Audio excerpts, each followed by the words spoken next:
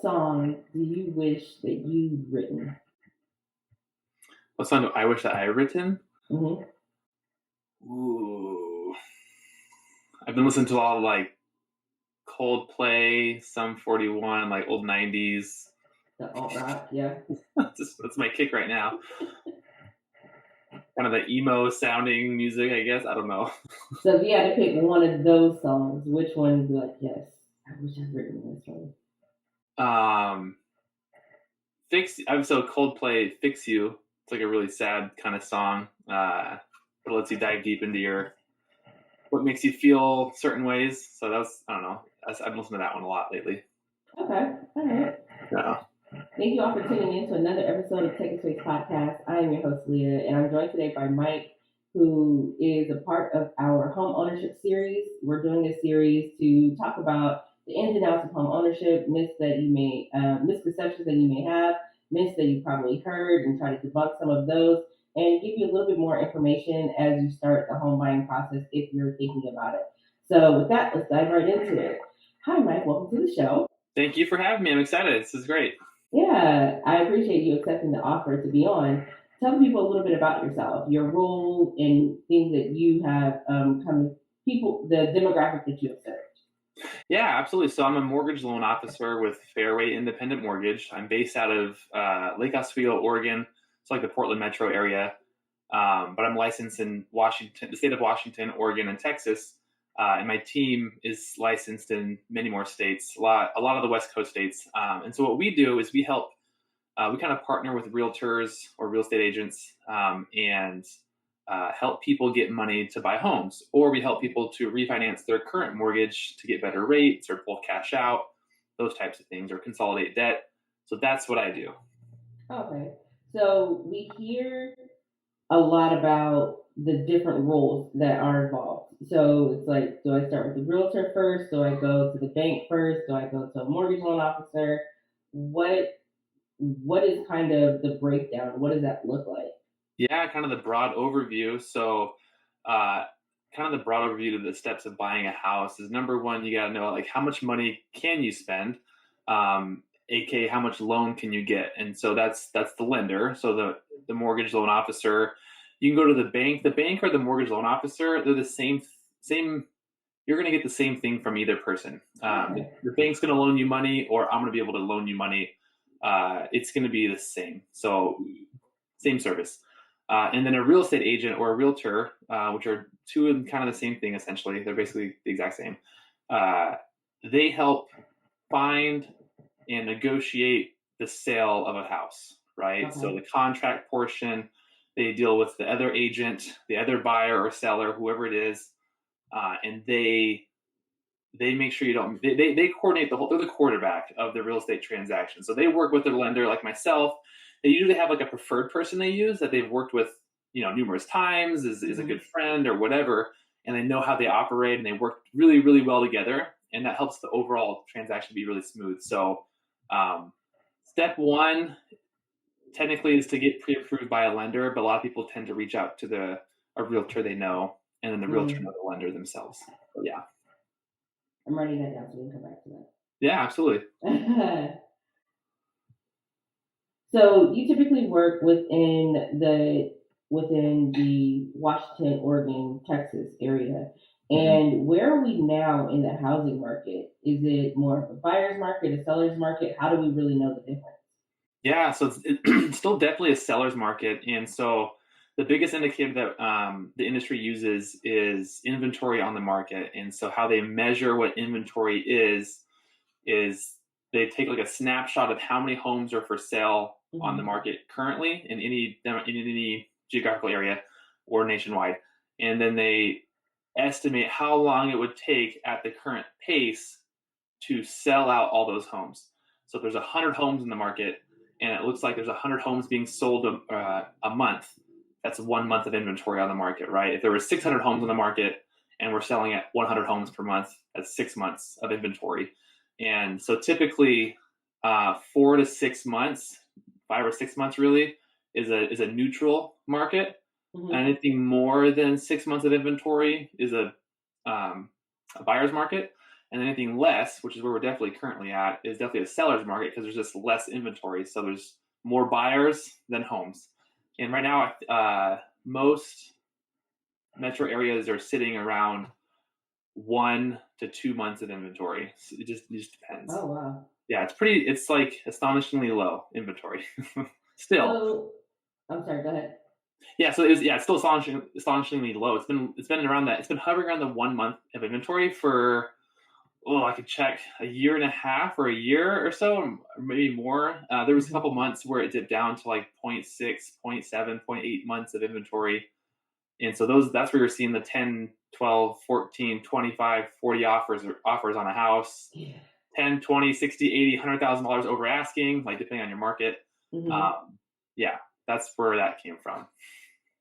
So then that kind of begs the question, is this a good time to even start the process of home buying if it's a seller's market and I know I have to compete with 15 plus other offers and, have cash and be over asking and things like that? Is this a good time to even think about getting into the process of home buying? Sure, great question. I get that a lot. And so I think number one, it comes down to the person's personal situation, right? So Okay. why are you looking to move or buy? That is, right? So are you moving to a new city because you have a job? Well, you have two options: either rent or you buy, right? Right. Are you currently renting and you want to purchase in the same city area? Then you kind of have more time on your side. Is there a lease ending, or is the landlord kicking you out, or what's the scenario? Usually, Right. timeline typically dictates what would make more sense. But as far as like the market and is it a good time to buy, I look at that question as you have two options: either buy or you don't.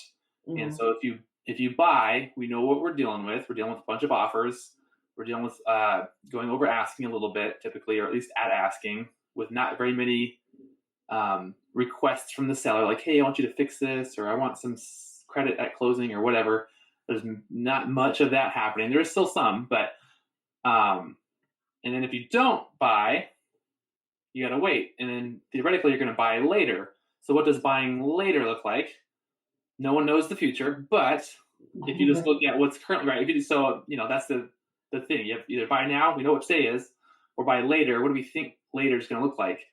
And so the industry as a whole, a lot of the top people in the industry, mortgage, real estate, um, and like property man, like everybody, a lot of them are saying that rates are going to start climbing back up because they're not going to be artificially um, lowered by the federal government buying treasury bonds, right, to make the rates real low. Mhm.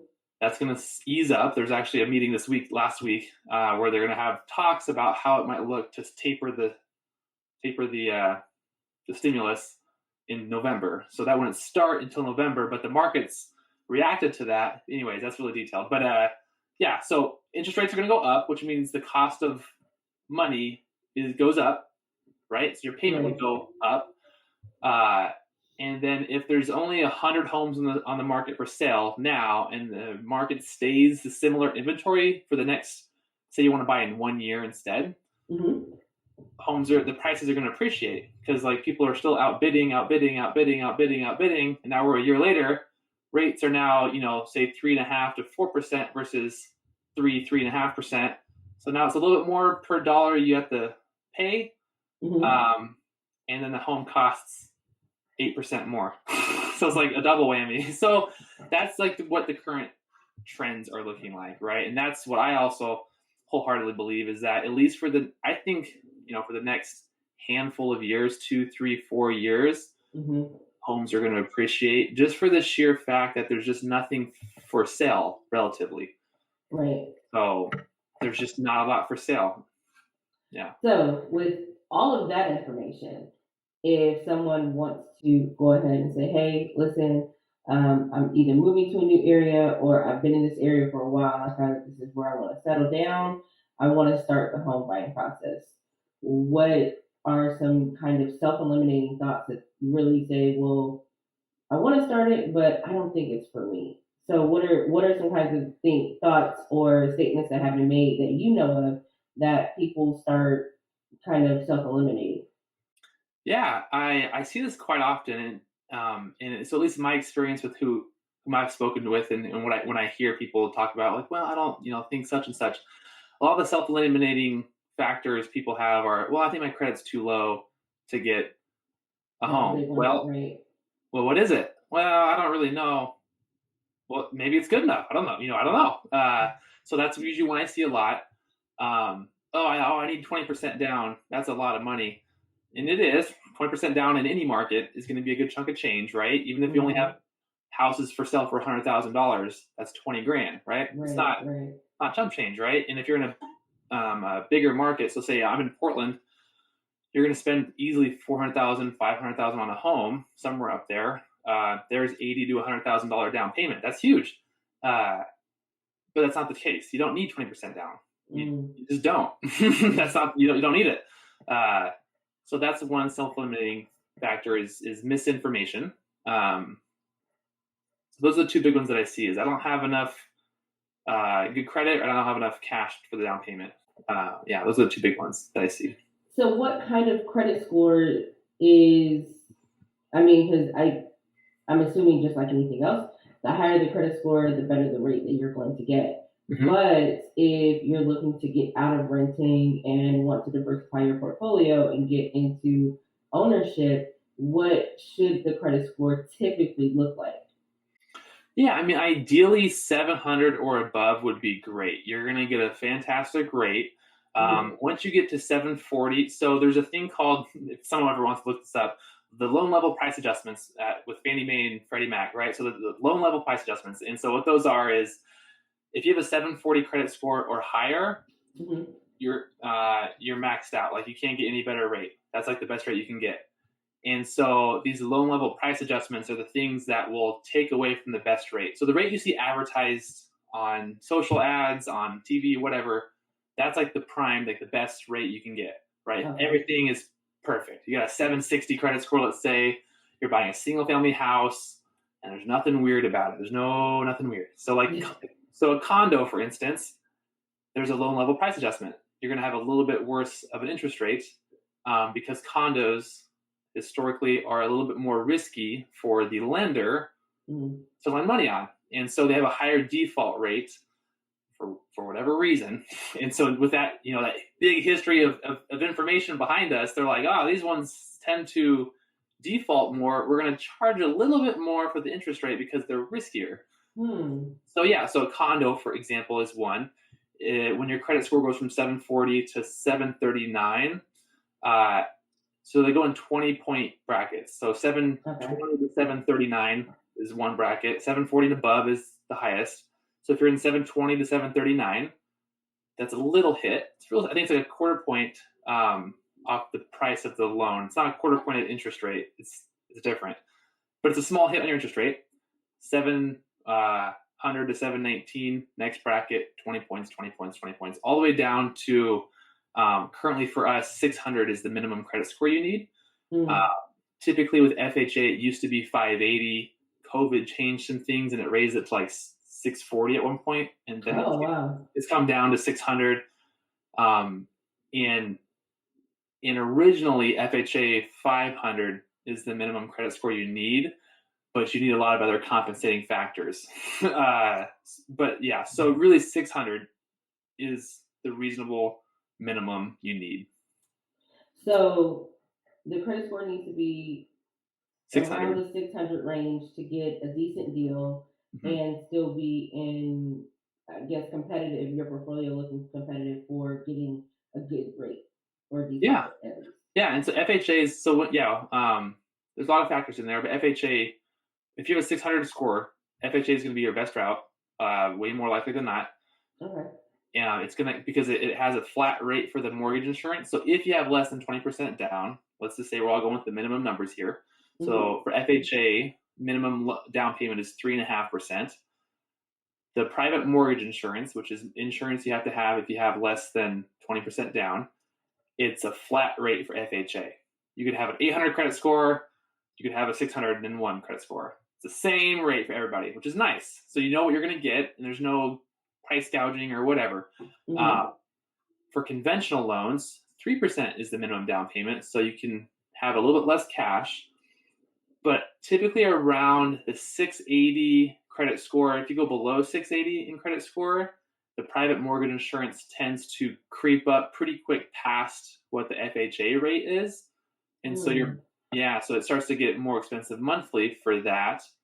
But if you have a 700 or higher, let's say, credit score with conventional, you're going to pay less in mortgage insurance because compared to your FHA. So there's one example of how it's a little different depending on the loan. Okay. So we're talking about, so let's move over a little bit from the credit score to the down payment section. So 20% is typical, right? And a lot of people are like, oh man, I don't have the down. Like I can spend 2 months rent for a security deposit, but I don't have the down to buy a home. Mm-hmm. And that's one thing that keeps me from there. I've heard about grants and whatnot. Can you tell us a little bit more about the assistance for down payments? And I know you talked about 3.5% and things like that, but some people are just probably not aware that there's assistance for down payments on a home. Yep, absolutely. There are some down payment assistance programs. There are some nationwide programs that are applicable in every state, and there's statewide per, different specific ones per state that are going to be different from national ones.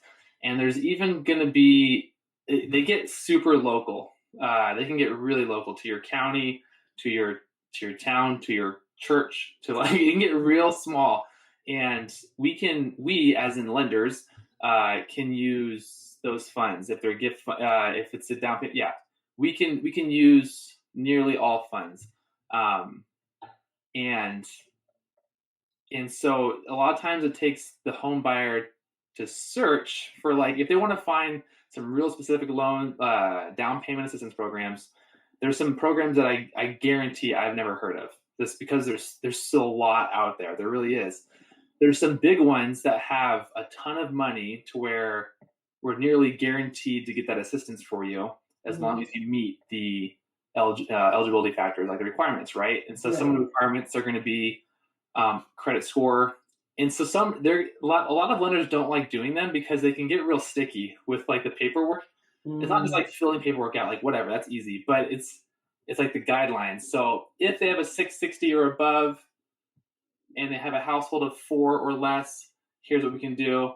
If they have a 630 and above, but they have 5 members, it's like a real puzzle piece game, which can get confusing. But that doesn't mean shy away. It's not your job. It's my job to figure out that confusing thing. So the point is, there is assistance out there. And so one that I use here in Oregon is called the Chenoa Down Payment Assistance Program. So Chenoa, Chenoa, Chenoa.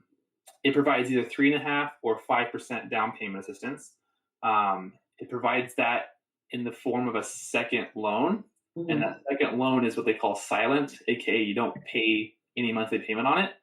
And that second loan goes away for the 3.5% down payment one. It goes away after, I think, 36 months of good payments on time on your first mortgage, on your big loan. Oh. And if you do the 5% down payment assistance on that same program, it's still silent second, so no payments, no interest accruing, nothing like that. But I think it's 10 years of good payments for that just to go away. So free money, right? There are going to be more fees, like usually like 1% more in fees for closing on those programs is typical. So, yeah. But they're out there, tons of programs. The National Homebuyer Fund, that's a national one. It's in all states, like 46 states, I think, technically. NHF Diamond Program, the National Homebuyer Fund Diamond Program it's going to be in your state, very likely. So is that going to be on the home buyer to do the research, or should it be a shared effort between the mortgage lender and the home buyer, or is a home buyer or potential home buyer coming to the mortgage lender expecting these types of resources to be available? Yeah. So what's likely going to happen is the home buyer is going to ask the lender, hey, do you have any down payment assistance programs? And depending on that specific person, the lender, Mm-hmm. they're either going to say, we don't do those. And what they're really saying by that is, I don't like doing those, is what they're really saying, right? Oh. They can do it. It depends where they're a lender at, right? If they're a small local lender, maybe not. Maybe their boss is like, we don't do those because of we don't have certain stuff. Maybe I don't know. If they're Bank of America, if they're Fairway Independent Mortgage, if they're Directors Mortgage, Guild, like all these big names, Rocket Mortgage, all these people, right? Right. They can do it. They can do it. Um, whether or not the lender, the person, the loan officer wants to help figure it out. Uh, that's really the case. So if you have someone, a loan officer who's like not wanting to do that, find someone who is, and you're gonna find a couple of loan officers that dub themselves as like the down payment assistance program. There's that guy on TikTok. That mortgage guy is his handle on TikTok and on Instagram, and his name is slipping my mind. But that's what he specializes in as far as what he puts out is all of his content. He sees these assistance programs, and like if he does those and you do them like daily, weekly, like the ins and outs of like those weird rules, and so he'll be able to like tell you exactly where you are with what program you can do because he does them so frequently, right? Right. You gotta find that person in your market. You gotta find that guy or gal who's doing them because that's who you want, right? So So how do I know that I'm getting a good mortgage lender or someone who's actually going to be in my corner wants to help me close? yeah, it's a very good question because like how do you measure someone's trustworthiness? How do you measure someone's Exactly. experience? What are they telling you? What do you feel? What are you hearing? What do you see in reviews online? Realtor recommendations. Like, where's their true motivation at? Uh, that can be hard. It's a human behavior. It's a human. You're dealing with humans, people, and people are gonna always be people. So it's difficult to weed through BS, right? It's hard. So how do you know? I mean, how many reviews do they have? What do they look like? How long have they been a loan officer? What do they specialize in? Do they have any special accreditations that they've like worked towards to try to be like, hey, I'm only a reverse mortgage person, which is for people who are 62 years and older. It's a very specific program thing. I can do those, but I just focus here. This is my lane. I want to be the expert here. Some are experts. Some are experts in VA loans, right? And veteran loans. And that's just nope. I'm going to stay here. I'll help friends and family outside a little bit, but I'm staying here. Um, if you find someone who's saying I specialize in down payment assistance, and like their signature in their email says like down payment assistance expert, like, and they're openly taking on those hard loans because they're hard. I've done them. They're difficult, and it's like nerve wracking because sometimes you get the loan set up and you have to like basically send it off to a third party, and you wait. And you can't like shoulder tap someone and be like, "Hey, how's it? Am I missing something? Did I check all the boxes?" It's just like you put it into a big bucket and you just wait. And so that's hard because you can't communicate and be transparent because you can't see. So if you find someone who's dubbing themselves as like the down payment expert and they're freely welcoming those difficult loans, I'm gonna lean towards that they're being somewhat honest, that they at least do them right. They may not be good at them, but if they do them, they're gonna have enough problems in the past to not do them like problems again, the mistakes. So what I'm hearing is you need to be aware of your situation, what you know that you're going to need. If you don't have the 20% down, you may need down payment assistance, or if your credit score is not in that 740 range, you're going to need someone who kind of specializes in that area. So it's really taking inventory of where you are in the home buying process as a home buyer or a potential home buyer, where you are, and then finding a realtor that fits that. And is it okay to interview the mortgage loan a realtor, a mortgage loan processor? Is it okay to like interview you all and say, hey, I'm not really sure if you're going to be exactly what I need, but yeah, I really want to start the process. So I kind of want to see how well we fit. Absolutely, 100%. Uh, Interview realtors, interview mortgage loan officers, anybody who is there to work for you and is supposed to be in your on your team. Mm-hmm. Uh, I want to know who's on my team. Like, so no matter who you choose or who you end up going with, you're going to communicate back and forth quite a bit. Okay. Um, Typically, like there's going to be quite a bit, definitely with the realtor, you're going to be, potentially riding in the same car, going to looking at houses on the weekends, and um, you're going to be spending some time with that person. And Right. as long as they're competent in what they're doing and they're good at their lane, if I have everyone that's like this good at being a realtor, and I got 5 options, and they all do this good a job, whatever this looks like, Mm-hmm. who do I want to hang out with more? I mean, I don't know. Like, I'm gonna be spending like hours with this person. I don't want to be like bored out of my mind, or feel uncomfortable, Right. or if they're putting off weird vibes, or whatever it is. Um, so yeah, interview. It all depends what your priority is, right? If you think everyone's pretty good at this, or you want someone who's like an expert in this thing, and you're willing to overlook other discrepancies because you Mm-hmm. like this thing, then yeah, absolutely, find the person who fits that mold. Oops, just got a thing pop up on my screen. Um, yep, you can interview. You can start with somebody, and then you can change mid-process too. That happens. So it is. So it's not like, okay, I started this with this person, I have to finish it. You are afforded the opportunity to change.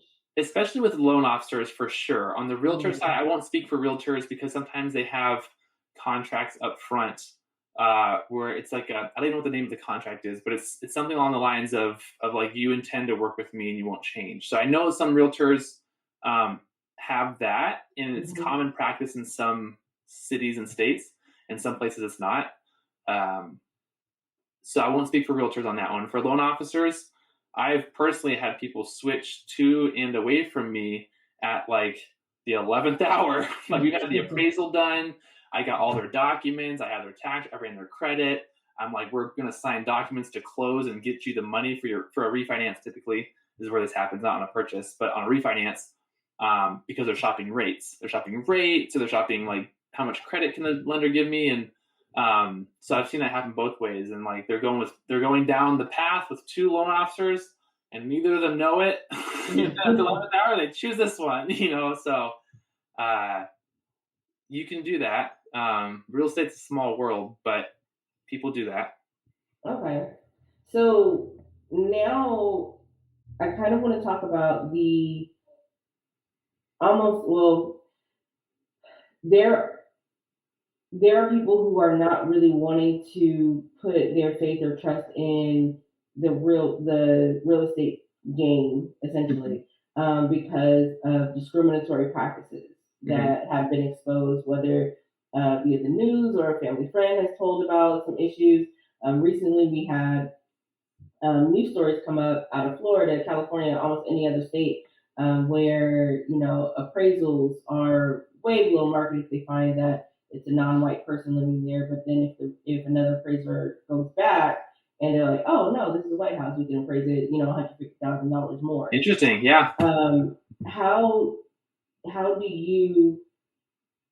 I guess the word is kind of, well, I guess is building trust, because there's some people who come already on the defense of just like, well, I don't want to be treated as the other or forced to live in a certain neighborhood just because of the way I look. Mm-hmm. So, are those things that you talk about openly with your clients if they bring them up, or is there something in place that prevents that kind of discriminatory practice?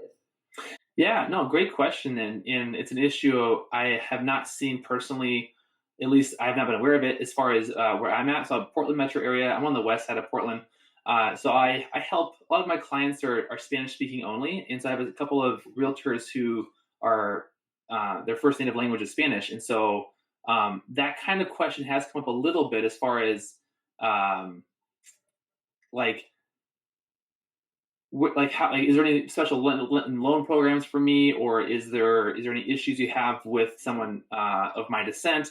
I've had like some direct questions like that before. I'm like, no, I don't. Your name is this. Like, you seem like a nice person. I don't know. Like, let's get a house for you. So um, And so that's just my experience.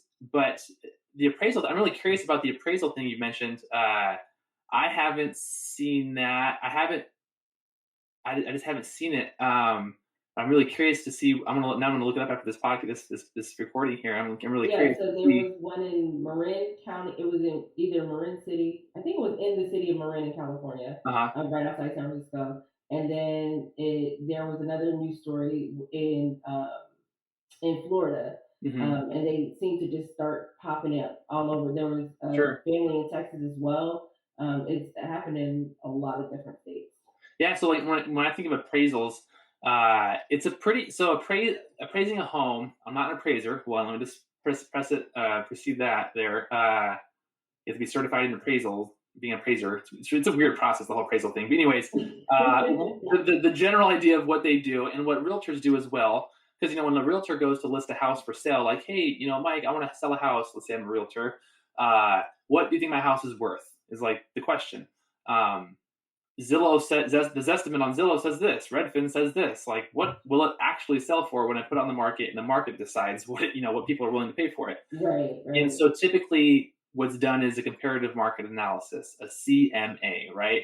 Which is just that you're comparing market and you're just comparing the market and you're just analyzing it. So comparative market analysis, fun fancy words. What have homes sold for around your home that look like your home? That's like the Mhm. short of it, right? So your house is what? 3 bed, 2 baths, 1,400 square feet, built 1978. The siding is how old? Is it updated finishes? Is it fresh paint? Is it not? Like, how's the yard? How big is it? Does yours back up to like a power line? Does theirs back up to a green space? Are you in a cul-de-sac? Busy? Like all these things. Chimney, Mhm. how many fireplaces? 2 car garage, 1 car, insulate. Um, all the things. So like just comparing all the details, like, oh, okay, like, well, this one has more bedrooms, but it has the smaller this or what, outdated kitchen. That's expensive. And so when I hear of like a discriminatory issue with appraisals, let's say, just look at I want to look at the numbers. Like, you're saying this house is worth $250,000. We have 6 houses in a zero point 0.3 mile radius with less square footage, outdated, sold for 280. Like, um, what are you comparing to? And they have to list it out. They can't just say, "Oh, I think it's worth this." They have like a very Mhm. detailed. Here's the subject property. Here's compared. I forget the word they use, but like subject property number 2, 3, 4, and they compare like square footage, like it's line by line. They go down the list, and so it'd be really interesting to see their actual appraisal report of like what did they put. Like, why did you? Whoa, what's this? What's this issue right here? No, typo. What is that? So interesting. I looked it up. But I think your original question, I go off tangent, was Oh how. no, that's fine. I didn't know that there. I thought it was somebody just come in and say, people may pay X amount for your house. I didn't realize that there was a line by line assessment that has Right. to be done for um, to make sure that you're getting paid what you're owed for the houses in comparison to your neighborhood. Right. Yeah, and so the market is always, for anything in business and products and selling and anything, the market determines, right? And the market's not Right, a person; it's just people. Like, they see an apple for sale, like, right, it should sell for $1 a pound. It should, because like the past 1,000 pounds sold for $1 a pound. Let's see what it sells for, and so the appraisal is really a really good guess based off of past data, but it's past data, and so again, these aren't apples to apples. It's like houses that are similar, but like there's some differences. Like, what do people value more? Do they value like a longer driveway or not? Like, how much of a big deal right, is having old water heater versus not? Like, it's pretty hard to measure someone's value of items in a home. It's very emotional based, but right. but the sales history is not emotional based. That's definitely hard data. Huh, it's interesting. Yeah. So, but then because I bring up that those stories because there have been discriminatory practices previously, but it's good to hear that you're in an environment where there is representation and diversity where people can come and feel like, hey, this person just wants to help me get into a house, and they're going to tell me what I Yeah. need to do. So when a lot of times when we see a whole lot of things that have to be done, whether it is cleaning up credit, saving for a down payment, or closing costs, etc., making sure that you meet with certain amount of people, that you are going to see certain homes, and that you are looking for homes within your price range. What is it that you provide to people as a mortgage loan officer to make sure that they have a sort of checklist? Because I know that there are things to do, but how do I do this?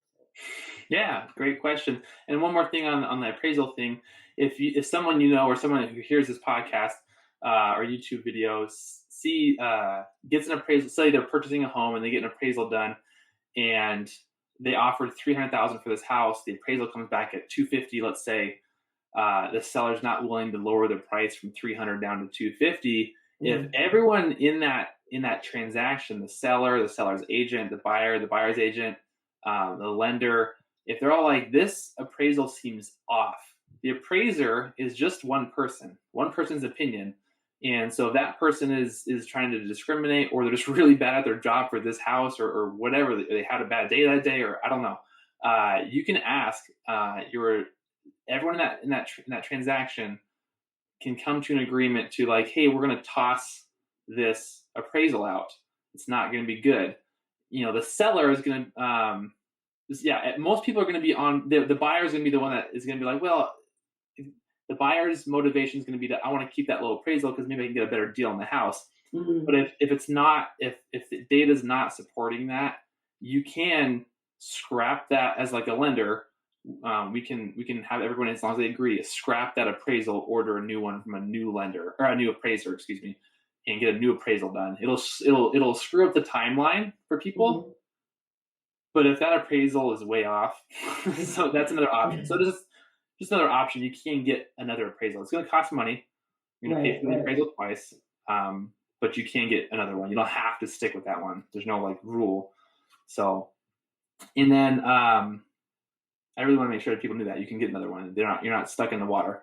Oh my gosh, I told myself to remember what you said. I forgot the question. So the question is more about putting together. Oh, the plan. I got it. I got it. Yeah.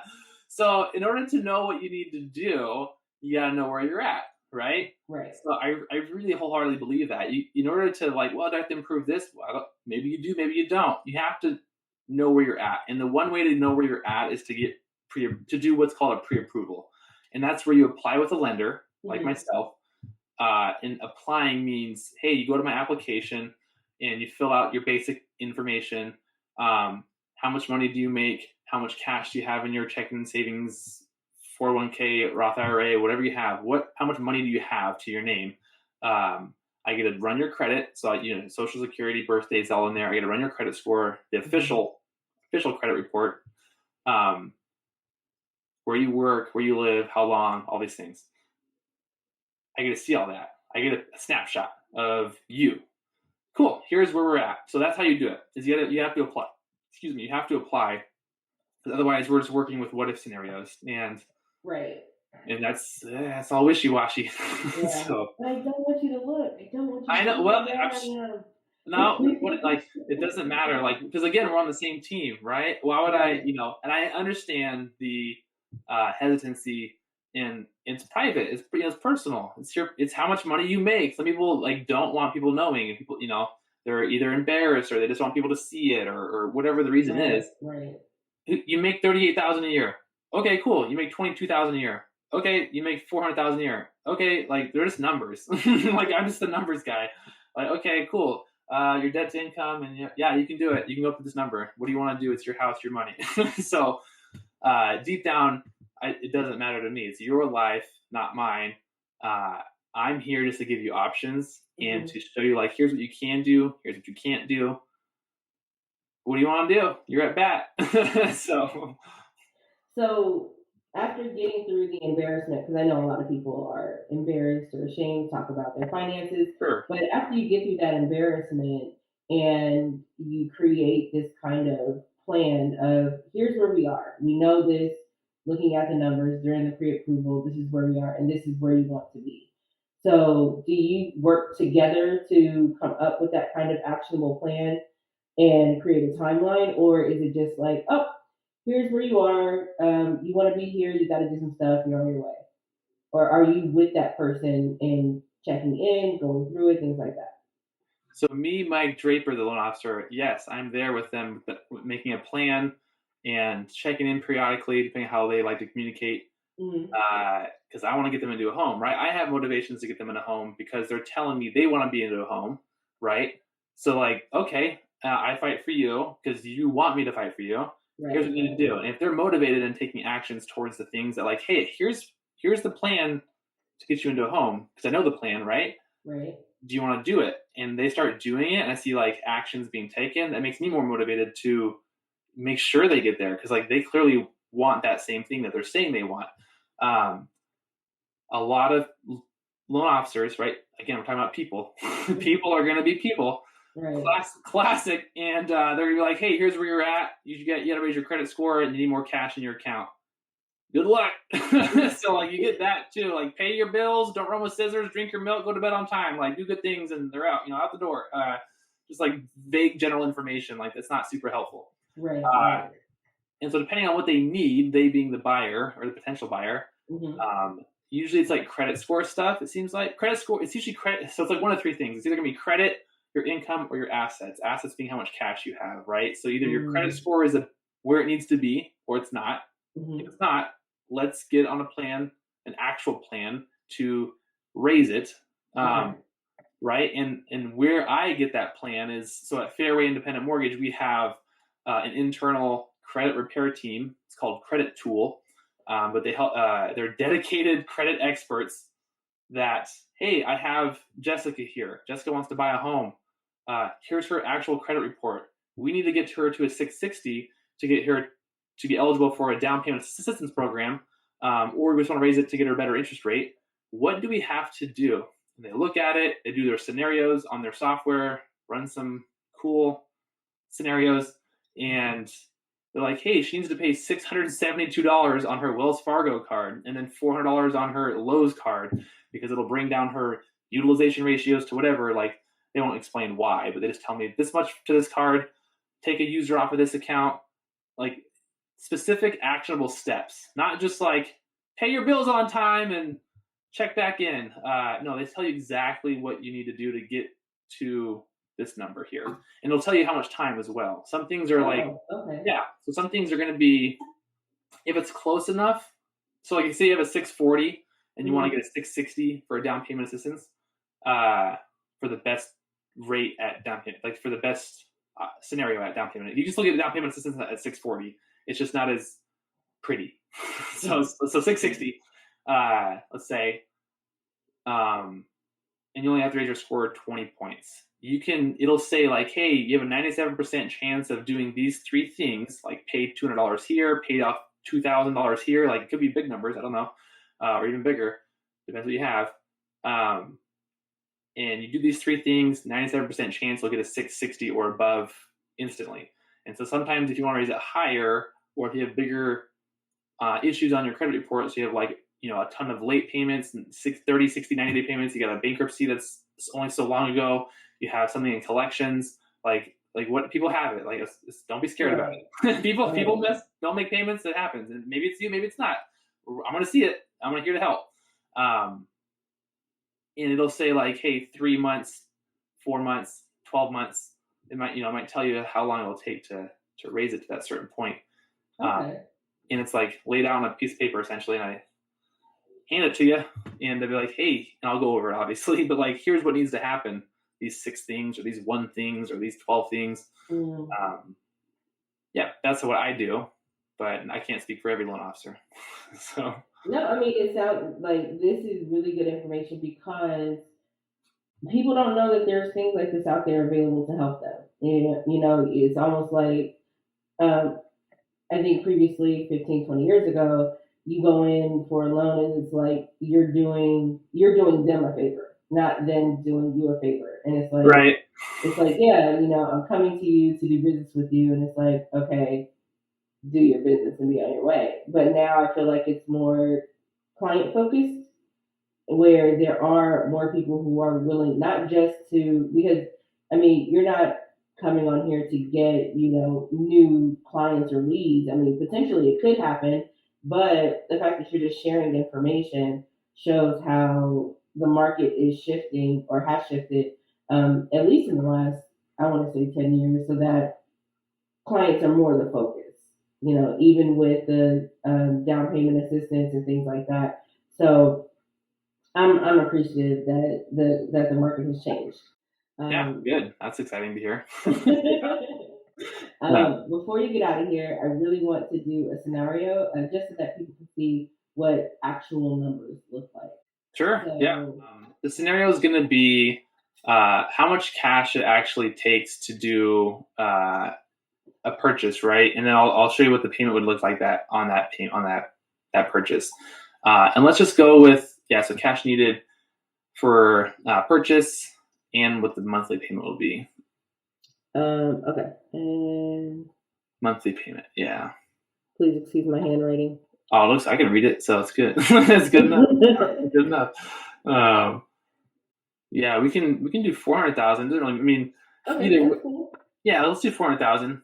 Same for Portland, Seattle. That's gonna be a cheap house in Portland and Seattle. But like some of the suburb cities, 400 is about right. So purchase price. 400,000. Yeah, 400,000 is purchase price. Okay. Purchase. It's 400,000. You put an offer in with your realtor on this house. You see it. You make the offer 400, and the seller accepts it, right? Now, as far as I'll go over the total cash needed, and then I'll talk about what's cash needed for the loan. And so, number one, you're going to need. Let's say you go conventional. Your credit score is 700 or above, and so you only need in your first-time home buyer, which means you haven't owned a property in 3 years or more. And so you need. You can be a first-time home buyer more than once in your life. Yep, absolutely. That is good to know. Yeah, fun facts. So 3% down payment. So number one, down payment. You need 3%. Okay, so we need 3% for the down. Which on this will be $12,000, because 3% of 400,000 is 12,000. So that cash will have to come from somewhere. And then there's down payment and there's closing costs. Now, what's included in closing costs? There's a lot of things bucketed into closing costs. And here are like the three big things that are in closing costs, right? There's lender fees. There's so lender fees. There's title and escrow fees. And then there's like what I call property specific fees, like the taxes and homeowners insurance. And so the two things you can shop for as far as trying to get a better. What was the third thing? Properties. So the property. You can say property. Property. Yeah. So it's property. So like the property taxes, really. And so the lender fees and title and escrow fees are the ones you can shop. Most lenders and title companies, their costs are super similar. They're super, super close to each other. There's a couple outliers. They'll be like expensive, and then sometimes you'll get as in lenders will get deals to have like no lender fees. Like the company's just going to eat the costs because we're doing a deal or whatever it is. But here's an average scenario. So lender fees, they're going to be about $1,500 for lender fees for me at least, and that's going to be on any price of home. The home is $300,000. The home is $1.5 million. It's going to be it's $1,500. It's right in there. Some lenders will do a percentage of the loan, like a 1% lender fee, which that would fluctuate with the cost of the home. But ours is a flat rate. This is our cost. So we have no motivation to get you into a more expensive home. We have motivation just to close the deal. Title and escrow fees, at least in the Portland Metro, I've been seeing them right around $2,000. And so title escrow is going to be like the title, like the lender's title insurance, the escrow agent fee, opening up escrow, admin fees, all those things. And then the lender fees are going to be like the underwriter, processor, all those things. But so yeah, $2,000. And then property tax. So property specific things are going to be the appraisal. So like the appraisal is going to be $700. Typically around there, just depends. Sometimes it'll be more if it's like a rural property and there's not a lot of homes to compare sales to, or if it's like a weird property that's like hard to appraise. Anyways, and then other property specific things are going to be the property taxes. So let's say this $400,000 home has $3,600 a year in taxes. So it'll be, so you'll need about a year. It depends. So there's a whole other thing. When you close in the year will determine how much property taxes you need to have up front. But just budget for 12 months worth of property taxes. So $3,600 in this scenario. Because it all depends on when does your county pay taxes, when are you moving into the house, when's your first payment. It's a weird. So there's some months where they only need like 3 or 4 months of property taxes, and there's some months where they need like 13 months worth. So, but you're not like paying any more for the home because you only pay what you use. But I think I'm writing smaller. I'm going to try to write bigger. Okay. That's all. Yeah. And then there's going to be homeowners insurance. So that's typically it's going to be $60 a month. So you'll need like $700, let's say. Sorry. Okay. You know, people are probably going to get better deals than that, but I budget that much just to make sure I'm not surprising them in the wrong direction. So when you add those up, what is that? I didn't even add them up. I should be doing that here. When you add those up, so you need $12,000 plus you need $1,500 plus you need $2,000 plus you need $700 for the appraisal plus you need $3,600 in taxes plus you need $700.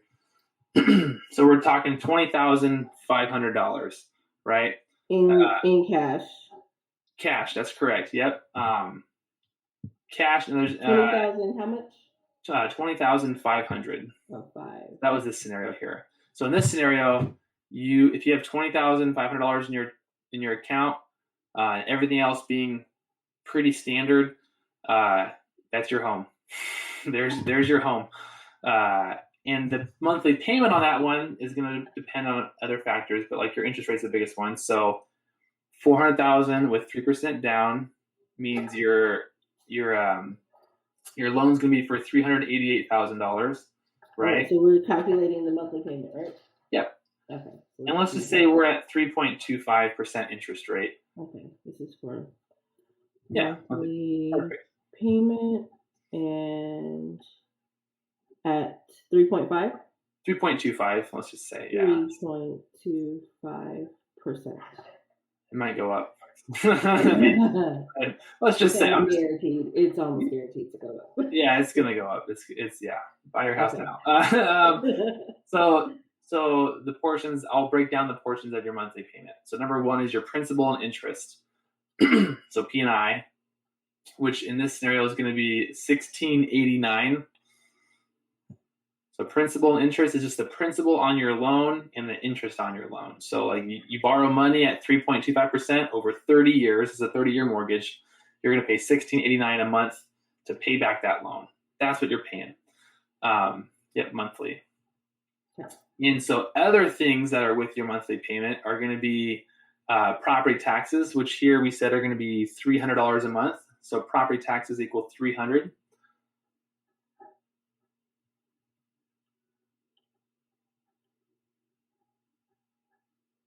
And then we said homeowners insurance is $700 a year divided by 12 is $58, just about.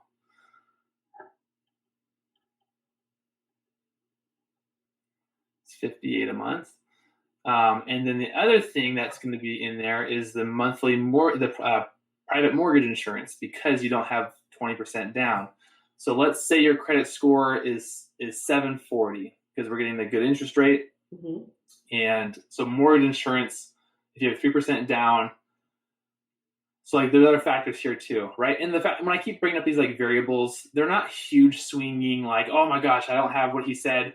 It's gonna derail my whole loan. Like, no. It's all slight things that like, yeah, it's gonna affect your payment, but it's not gonna affect your payment by like hundreds and hundreds of dollars. It'll affect it by, 20, 30, $80 a month, which can be a lot depending on your budget, Mm-hmm. but it's not super dramatic. But I do put the caveat in there. Like it depends. Was it one borrower? Are there two borrowers? Are you two self-employed? Like there's different factors that'll affect the private mortgage insurance rate. Okay. Yeah, it's not us, the lenders. It's the mortgage insurance companies. Like they're a third party from us, right? So it's not us. But typically, I've been seeing, at least with our people, it'll be about 0.5%. So it's so how they do the math is the loan amount is 388,000. You have to write this down, but times 0.005 is 1940 a year divided by 12. So your mortgage insurance would be like 160 a month in this scenario. And then any other time, the only other cost per month would be HOAs. If you have a house or a condo that's in an HOA, so just be mindful of that. And that HOA fee is going to be included in the lender's pre-approval to be like, when we look at your debt to income ratio, we have to include HOA as part of your housing expense because it's an obligatory payment that you have to pay. So when we add those up, what did we get? 1689 plus 300 plus 58 plus 160. We're sitting at 2207. So 2207 is that payment, right? So you buy a $400,000 house, you need $21,000 about, let's say, and you're going to pay $2,200 a month, right? The only other cash you would need above and beyond the things we listed, well, you don't need cash technically, but something you have to pay for is a home inspection, and you don't even have to. You definitely do it. Everybody, if you're listening to this, do a home inspection for sure. But like as far as like a required thing to get a mortgage, it's not required. The loan will still go through, but yeah, get a home inspection, and that's done. You make an offer on a house, it gets accepted. The first thing is going to be a home inspection, and that'll cost $300 to $600. A lot of times they see a lot of $400 and $500 home inspections, but that's another expense. But it doesn't have to be in cash technically. If you put it on a card, just being honest. But the $20,500 has to all be cash, like liquid. And when I say cash, don't have your cash in physical form.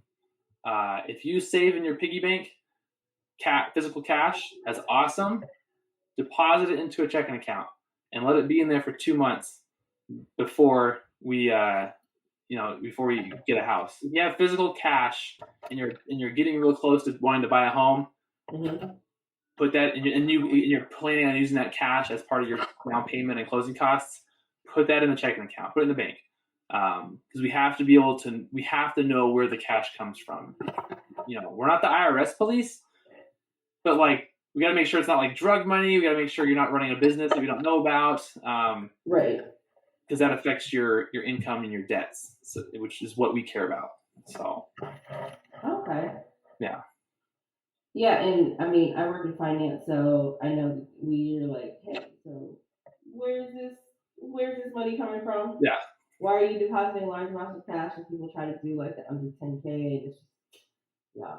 For us, it's typically it's underwriter discretion. Sometimes, which is underwriters they're the gatekeeper to the money essentially. And they're just one person, so they, again, humans, and so they're everywhere. And you typically it's if you make it's half your monthly income. If you have a deposit of more than half your monthly income, it's considered a large deposit, and we have to source that deposit, aka where did that come from? Did you sell a car? Did you did you start a business? Like, what did you do?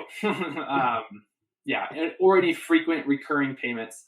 That's why you'll see some jokes on TikTok or Instagram where it's like, I had to disclose to my loan officer that I pay my weed guy every week for whatever for like, hey, what's this $70 Venmo payment? You make it every single week on a Friday. Like, what is it? Is this a debt? No, it's not a debt. It's discretionary spending.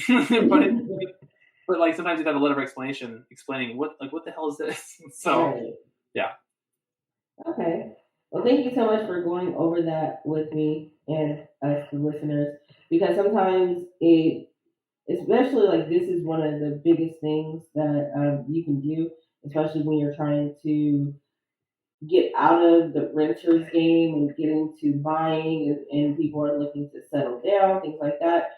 So having something that's written on paper can sometimes help ease that anxiety about that, or Mhm. kind of pull away from, oh my gosh, I don't know what they're going to think of me. What are they going to say? My credit's so bad, or my credit is decent, but I have no money. What are some things I can do? But you won't know until you know. Yeah. So, but I appreciate you sharing that information with the audience. So at this point, you can plug anything that you would like to plug, whether it be your Oh, TikTok or your Instagram or any events that you have coming up. I know a lot of lenders do like classes or seminars and things like that. So if you have anything that you would like to plug away. yeah, I'm going. Well, this next week I'm going to Texas. I'm going to Dallas in the Frisco area. We're doing like a happy hour Friday and Saturday night. Somewhere in Frisco. So someone, because I'm in Oregon, right? So like I don't know the area that well.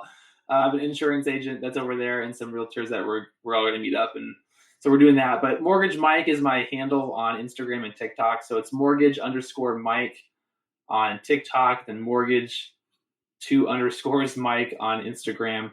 You'll see my face, so you'll know who it is. I do a bunch of videos on there that are they're not necessarily real estate mortgage related, even though the name is Mortgage Mike. But they're all like over 30s, divorce, millennial, dating woes things. So like it's I try to have a good time with it, and I try to be more approachable is the whole idea. Like, hey, it's just another person. Like, I just help you figure out how to get a loan, and yep, you got bankruptcies, you got credit issues. Like, okay, cool. I'm here to help you out. Like, I'm just like you. So Well, thank you for that. I mean, being approachable absolutely works because I just sent you a DM and you were like, "Yeah, I want to do it." So, yeah, you were nice. I was like, oh yeah, let's do this. It sounds fun. yeah. But thank you so much for talking with me, and thank you everyone for tuning in to another episode of Take Six Podcast. Please make sure you reach out to Mike if you have any mortgage questions, especially if you're in Oregon or the state of Washington or even in Texas, because that's where he's licensed and he'll be able to assist you. If you need other resources, just send him a message. He may be able to help you out with that too. I read every message. I read every one. And I respond to like nearly every single one. Oh, okay. Yeah. So make sure to give him a follow and let him know how much you appreciate his content. Also, make sure you follow Take Up Space Podcast at Take Up Space POD on Facebook, Instagram, and Twitter. Make sure you also follow us on YouTube. Just check out the hashtag Take Up Space Pod and you'll find us. Thank you so much for listening, and we'll see you next time.